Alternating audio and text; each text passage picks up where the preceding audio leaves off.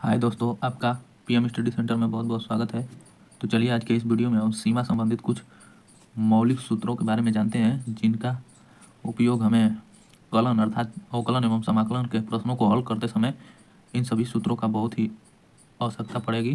तो चलिए आज के इस वीडियो में हम सीमा संबंधित कुछ मौलिक एवं महत्वपूर्ण सूत्रों के बारे में जानेंगे। तो चलिए आज देखते हैं। यदि एफ एक्स जी एक्स दो फलन हो एवं यक्स बराबर ए पर जिनके सीमांत मान क्रमशः यल और यम हो, अर्थात limit X tends to A F X equal to L एवं limit X tends to A ji X equal to M हो, तो सभी सूत्रों को अब देखेंगे।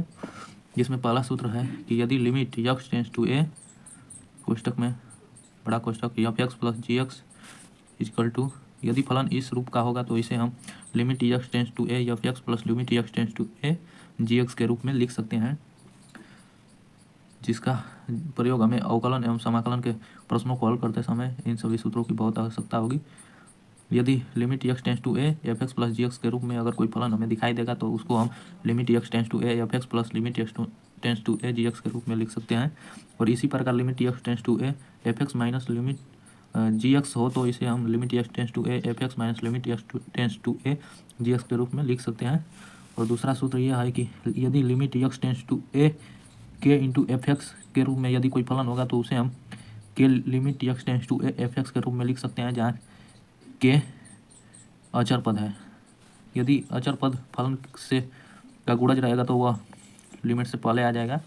यह सूत्र का यही कहना है। तो तीसरा यह सूत्र को देखते हैं, जिसमें limit x tends to A F x into g x, यदि दो फलन का गुणन होगा तो हम उसे limit x tends to A F x into limit x tends to A ji x के रूप में लिख सकते हैं।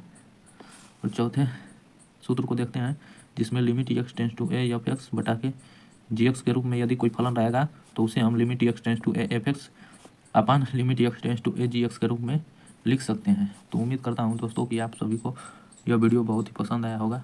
यदि पसंद आया होगा तो इसे ज़्यादा से ज़्यादा लाइक शेयर और सब्सक्राइब करना ना भूलें।